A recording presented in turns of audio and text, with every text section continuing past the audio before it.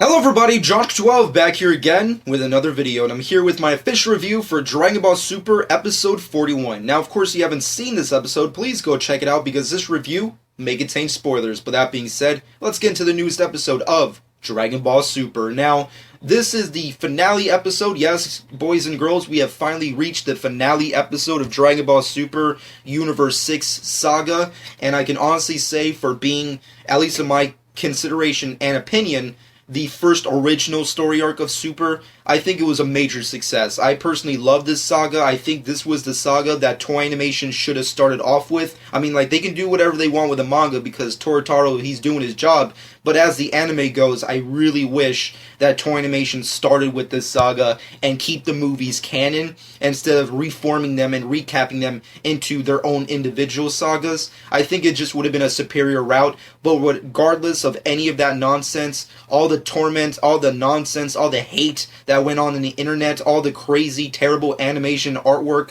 all the crappy episodes, all the filler episodes, all of that was done because we finally got our first ever arc to Dragon Ball Super, and I can honestly say it was freaking awesome. And this is the finale. And of course, with that being said, going into the episode itself, the finale, I was ready to hate it. And I was only going to hate it because of several reasons. Number one, the finale episodes to the Super story arcs haven't been as extravagant as I would have wanted them to be. I mean, Battle of Gods Saga finale was okay, it was peaceful, but it was nothing really that extravagant. The Resurrection F Saga finale was pretty much the best episode of that saga as is, so let's not even discuss it. But with this arc, it was a pretty decent saga, I have to say. And of course, we got new additions to the Dragon Ball universe. We got the King of Everything, and we got the Super Dragon, as I like to call him.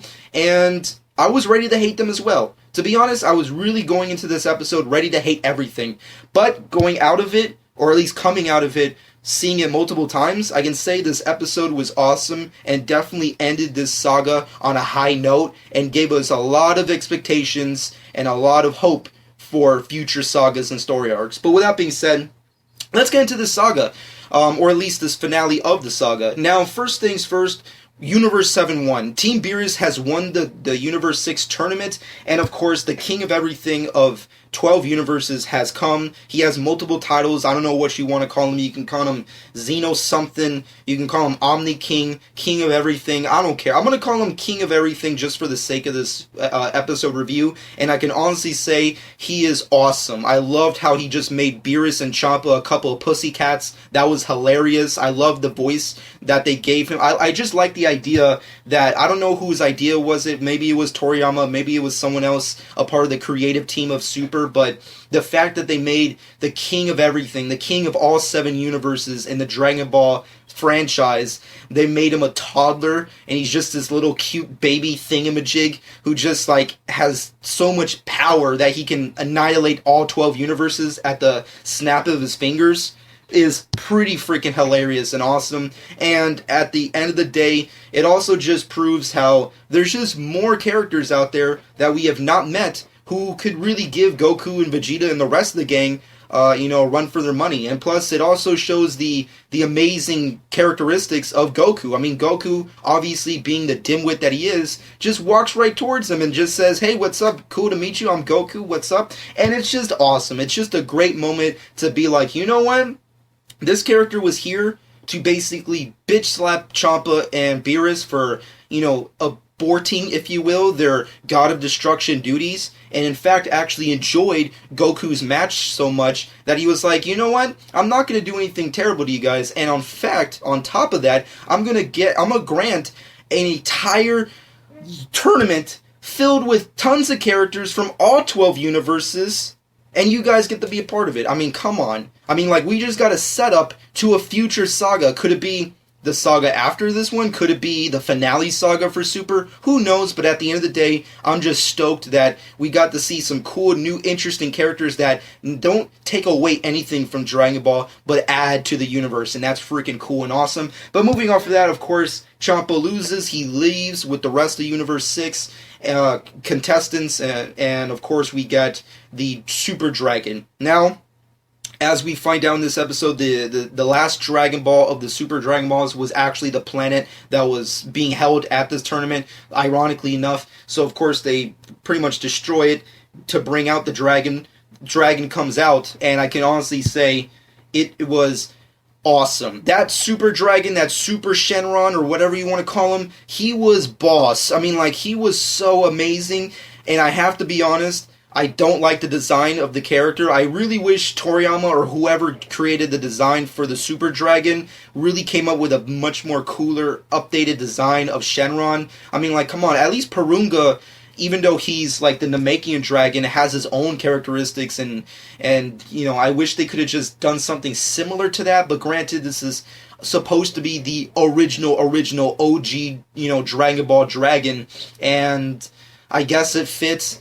But I just wish they could have came up with a better design for the character. But whatever, it is what it is. But as it stands, he was boss. He's the size of a universe. There's tons of galaxies surrounding him, and of course he's eating planets that are like the size of marbles. I mean, that's pretty freaking awesome. And the fact that he's so gigantic that the characters have to freaking give their wish through, of course, not only God, you know, speak, but they have to freaking do it inside of him. They have to do it through some kind of nucleus core through the dragon.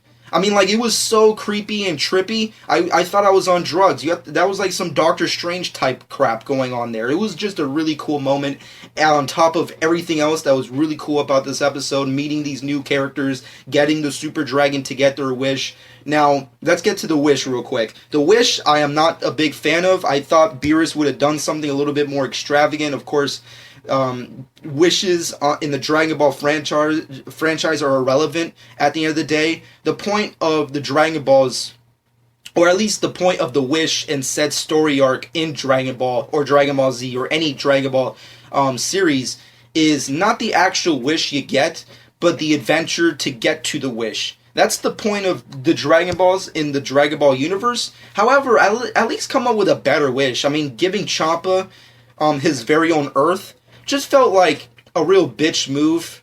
Because, I mean, like, the whole point of this was to prove that Beerus is better than Champa, and he kind of just was like, you know what, I feel bad for the guy, here's your own Earth. It's like, fuck him, he's an asshole, he was about to kill everybody because he's a douchebag. So, at the end of the day, I wish that Beerus could have came up with a better wish, but what are you going to do? I mean, like, what could he wish for? I mean, like, he's already the god of destruction. He doesn't really need anything, so I get what it is. Maybe he could have came up with some more extravagant Earth foods or something that haven't been invented yet. I don't know, but whatever. It is what it is. Champa has his own Earth. Of course, Champa we will see him again, I'm pretty sure, because he did state that, you know, he will be back with better competitors for the 12 Universes tournament, which is, of course, a future saga. So, it is what it is. At the end of the day, the wish is whatever. The point is to get the adventures to the wish, but as it stands, I wish Beerus could have wished for something a little bit more, I guess, more interesting. But regardless of any of that, as it stands, this episode is awesome. We got to see Monaka get the treasure of this tournament. I mean, like, he looks like a delivery boy, which is awesome and hilarious. I'm just saying, every time we see Monaka, I want that guy to be like my new best friend. I want a plushie of him. I'm just saying, has anybody made a plushie of him? Someone make a plushie of Monaka immediately. And there was just so much cool things about this episode, and it was just a traditional finale. It was like, we won, here's the outcome, we get to go home. Universe 7 is intact, the Earth is where it should be, it's okay, everything's alright, and thanks to Goku and friends. And that's pretty much it. That's how the episode climaxes. It's everyone going back to Earth peacefully, and now we get a whole bunch of filler episodes in the upcoming weeks, which I am completely okay with as it stands. Although I'm very interested when this Universe 12 tournament's going to happen, or whatever other story arc or saga is going to happen. But as it is, I just really am interested to just have and enjoy these filler episodes that we're getting, like Goku versus Monaka and whatever the hell Gohan's doing. Like, what has he been doing this whole time? Whatever. And when is Arale coming back? Is Future Trunks ever going to come back? Who knows? Are we going to go to Saddle or Salad or whatever the fuck? Who knows? But as it stands, these filler episodes I'm excited for, and let me know what you personally think. My final verdict for this episode, this finale, has to be a solid 8 out of 10. It was a good, solid episode. I enjoyed myself. It was entertaining and fun. It added to the universe of Dragon Ball and, of course, Dragon Ball Super. And I just love the new characters we got to see. Shenron, the Super Dragon, I was disappointed with his design, but I'm definitely intrigued with his powers and abilities and the way you have to wish through him, which was really cool.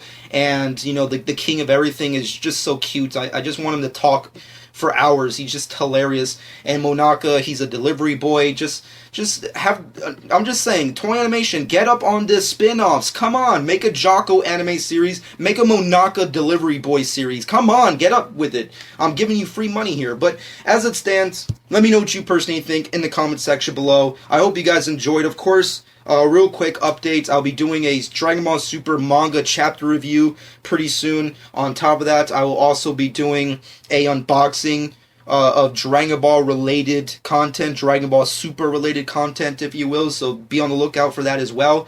And that's pretty much it. I hope you guys enjoyed. Let me know your expectations for future episodes and your personal thoughts on the finale episode. I hope you guys enjoyed. Shameless plug time. Follow me on Twitter and Instagram at Josh12. Subscribe to my channel if you haven't done so already. And hope you guys enjoyed. And this has been Josh12.